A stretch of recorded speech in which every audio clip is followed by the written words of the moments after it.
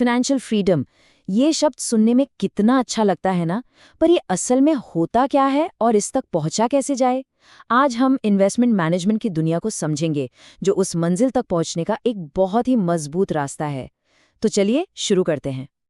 अक्सर ऐसा होता है ना, महीना शुरू होता है, सैलरी आती है और देखते ही देखते सारे ज़रूरी खर्चे निपटाने के बाद बचत के नाम पर हाथ में कुछ बचता ही नहीं। अगर ऐसा है तो ये सिर्फ आपकी कहानी नहीं, ये हम में से बहुत से लोगों की सच्चाई है। तो सवाल ये है कि इस साइकिल को तोड़ा कैसे जाए? इसका जवाब हमारी सोच में ही छिपा है। देखिए, पुराना फॉर्मूला था, आमदनी आई, उसमें से खर्च किया और जो बच गया वो सेविंग्स हो गई। लेकिन अब एक नया, ज्यादा असरदार फॉर्मूला है। आमदनी आते ही सबसे पहले निवेश करो और फिर जो बचे उसे खर्च करो। ये छोटा सा बदलाव, यकीन मानिए, ये पूरी गेम बदल देता है। इससे ये पक्का हो जाता है कि अपने भविष्य के लिए कुछ बन रहा है, ना कि सिर्फ बचे खुचे पर निर्भर रहना पड़ रहा है। तो चलिए इस नए और कमाल के फॉर्मूले को थोड़ा और करीब से देखते हैं और समझते हैं कि ये असल में काम कैसे करता है। तो बात आती है कि कितना निवेश करें। देखिए, एक गोल्डन रूल है, अपनी हर महीने की कमाई का कम से कम 15 से 20% हिस्सा इन्वेस्ट करने का टारगेट रखें। हाँ, शुरुआत में ये शायद मुश्किल लगे, तो कोई बात नहीं, कम से शुरू करें। पर ज़रूरी ये है कि इसे एक आदत बना लिया जाए। हर निवेश, चाहे छोटा हो या बड़ा, हमारी आर्थिक नींव को और मजबूत करता है। इसको ऐसे समझिए जैसे ये हमारे पैसों के लिए एक मजबूत ढाल है। ये ढाल हमें अचानक आने वाले बड़े खर्चों से बचाती है और हमारे भविष्य को सुरक्षित करती है। ठीक है, निवेश करना है ये तो समझ आ गया, पर करें कहाँ? सबसे बड़ा सवाल यही होता है। चलिए कुछ ऐसे सुरक्षित और भरोसेमंद ऑप्शंस पर नजर डालते हैं जहां से एक अच्छी शुरुआत की जा सकती है।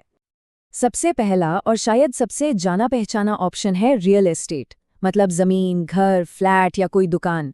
आमतौर पर समय के साथ इनकी कीमत बढ़ती ही है। साथ ही किराए से हर महीने या साल में एक पक्की आमदनी भी हो सकती है। और हाँ, एक प्रो टिप, अगर विरासत में कोई प्रॉपर्टी मिली है तो उसे बेचने से अच्छा है कि उससे आमदनी का जरिया बनाया जाए। और अगर बेचना बहुत ही जरूरी हो तो उस पैसे से वैसी ही कोई दूसरी प्रॉपर्टी खरीद लें। एक और बहुत ही सेफ रास्ता है सरकारी बचत योजनाएं, जैसे कि गवर्नमेंट सेविंग सर्टिफिकेट्स। अब देखिए, एक सिंपल सी स्ट्रैटेजी क्या हो सकती है। पहला कदम, 5 साल के लिए एक सरकारी बचत पत्र खरीदे। दूसरा कदम, उससे जो हर महीने मुनाफा मिले उसे बैंक की डीपीएस यानी डिपॉजिट पेंशन स्कीम में जमा करते रहें। तीसरा कदम, इस तरीके से 5 साल बाद शुरुआती पैसा लगभग 3 गुना तक हो सकता है। चलिए अब उस टॉपिक की बात करते हैं जिसका नाम सुनते ही कई लोगों के कान खड़े हो जाते हैं और मन में थोड़ा डर भी आता है। जी हाँ, शेयर बाजार।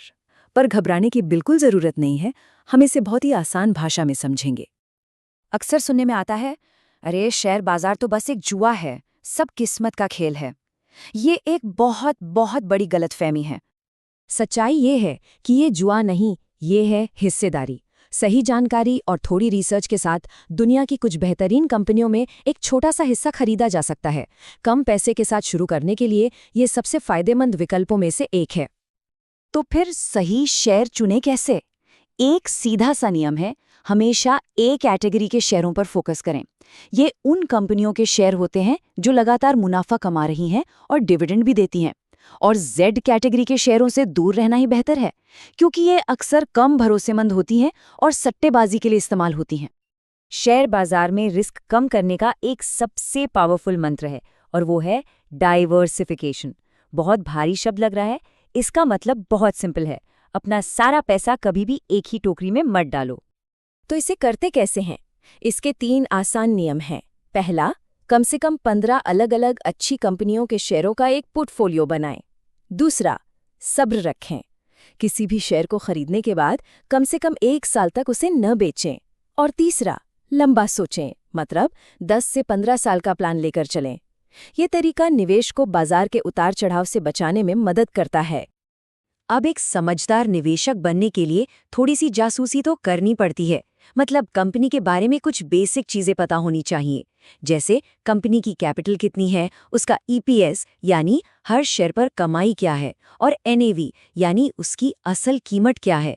ये शब्द सुनने में शायद थोड़े मुश्किल लगे, पर फिक्र न करें, इंटरनेट पर ये सारी जानकारी बहुत आसानी से मिल जाती है। चलिए अब इस सफर के आखिरी हिस्से में चलते हैं और ये देखते हैं कि स्टॉक मार्केट में इन्वेस्ट करना हमारे जाने पहचाने तरीकों से बेहतर क्यों हो सकता है। जरा इस टेबल को देखिए, एक तरफ है डीपीएस और दूसरी तरफ है स्टॉक इन्वेस्टिंग। पहला फर्क प्रॉफिट। डीपीएस में रिटर्न फिक्स्ड होता है पर कम, वहीं शेयरों में ज्यादा मुनाफे की गुंजाइश हमेशा बनी रहती है। और सबसे बड़ी बात है लिक्विडिटी, मतलब जरूरत पड़ने पर पैसा कितनी आसानी से हाथ में आ सकता है। डीपीएस को समय से पहले तोड़ने पर अक्सर नुकसान होता है, लेकिन शेयर बाजार से पैसा कभी भी निकाला जा सकता है, जो एक तरह की आर्थिक आज़ादी देता है। तो अगर हम इसे सम अप करें तो शेयर बाजार का मतलब है ज्यादा मुनाफे का पोटेंशियल, जरूरत पड़ने पर पैसा निकालने की पूरी आज़ादी, घर बैठे ऑनलाइन निवेश करने की सहूलियत और हाँ, एक अच्छे पोर्टफोलियो से साल में कई बार डिविडेंड कमाने का मौका। तो आज की इस सारी बातचीत के बाद असली सवाल ये है, एक मजबूत आर्थिक भविष्य बनाने के लिए पहला कदम क्या होगा? क्या ये अपनी कमाई का एक छोटा सा हिस्सा, मान लीजिए 5% बचाकर इन्वेस्ट करना होगा, या फिर शेयर बाजार के बारे में थोड़ा और सीखना?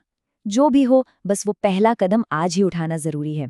यकीन मानिए, आने वाला कल इसके लिए शुक्रिया कहेगा।